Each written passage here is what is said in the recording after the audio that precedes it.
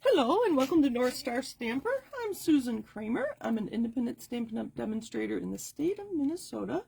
Let me find myself here in my computer so I can make sure my video is okay. Looks good. A little shadowy because it's daytime. Thank you for joining me today. Hopefully you're aware that I'm also live on my Facebook page every Monday night at 7:30 Central Time. And I do upload all those videos here to YouTube. So, Facebook is deleting them after 30 days, but like I said, they're all on YouTube going many years back. I think 4 years, maybe 5 years. I can't remember when I started. I know it was April. But anyway, recently I shared the Thank You Kindly kit. And this is, it's so hard to see these in pictures, and I'm not sure a video picture is going to be any better. They are very lovely cards, and I thought they needed some color. So when I was coloring, using a blending brush, these leaves, I used a card base. So when I added the color to these, it was kind of like a mask. And that's where I got the shapes of the leaves here. And can you see, let me grab my Take Your Pick tool. I don't know if you can see, but these leaves, and the flowers too that are also in the kit, there's actually openings in there, which is probably why they gave us tear and tape and not suggesting liquid glue for those, but the ink came through and I just love that. So I created this card where the focal point is my masked creation. But when I finished this card, I thought it needed a little something extra, and so these are just rhinestone for basic jewels. I think that's what they're called. They come like this these days. I think they're called basic jewels. Rhinestone basic jewels, and I colored them using an alcohol marker, and this is our blend. It's called a blends, right? Stampin Blends. And being an alcohol marker, you just add a little bit of color and let it dry for like that long. I don't know, it's very quick, and there's a little bit of color there, but the color will stay on your rhinestone. And you can see that I've done other colors here.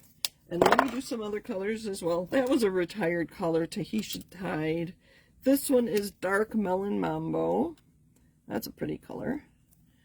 And I have some more. I want to give you some more ideas on what to do with these. There's a Daffodil Delight. One more. I have Dark Fresh Freesia. I'm going to color all these purple. And so this is a great idea, and this is my frugal tip for the day. If you just purchase the rhinestones, and it'll also work with pearls. Here are our pearls. Let's make a fuchsia pearl.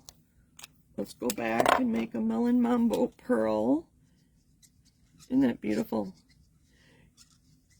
You can, if you have just a few of these, say one of each color, a red, a pink, a blue, a yellow, a green, you can always have coordinating embellishments, whether you use pearls or rhinestones. The other thing you can color with a blend is ribbon. Now, I wouldn't color, you know how a lot of times we will wrap our ribbon around here and then tie a bow. I wouldn't color, you know, that much ribbon with a blend. You're going to use your whole marker on one card. So what I would do instead, and let me see if I can find a scrap of paper here, because it will color my glass mat. Let's do Melon Mambo. This is, like I said, Dark Melon Mambo. And I'm going to color.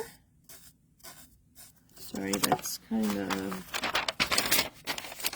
maybe that's better so you can see what I'm doing. I colored one side. I'm going to flip it over and color the other side using the side of the, that's not the brush tip, that's why I'm having issues. Using the side of the brush tip to color one side. I'm going to flip it and color the other side. I'm hoping that I got about 4 inches on here. Let me measure it real quick. 5 to 9, nope. Another inch or so. Because I remember from a paper pumpkin kit that 4 inches of ribbon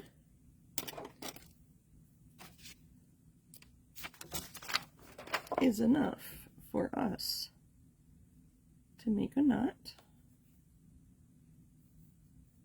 There we go. And then I would trim my, use my ribbon scissors. I have garbage right here. And there I have a Melon Mambo ribbon that was white.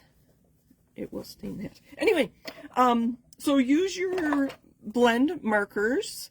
In a recent video, I think it was one of the first ones, you can also color ribbon like that with isopropyl alcohol, a mister, and a re-inker. But here's another use for your blends. And so what do you do when you have extras of these? You, of course, put them on a Christmas tree, because Christmas bulbs are every color, right? So you'll have to come to my website, northstarstamper.com, tomorrow, the 25th of every month. I add a Christmas project. Usually it's a card. Maybe I need to be a little more creative and do something beyond a card.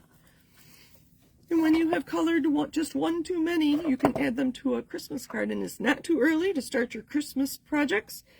So that you're not rushing come November, December, and you'll be ahead of the game. Thank you for joining me. Happy stamping, and look for me in other places. Have a great day.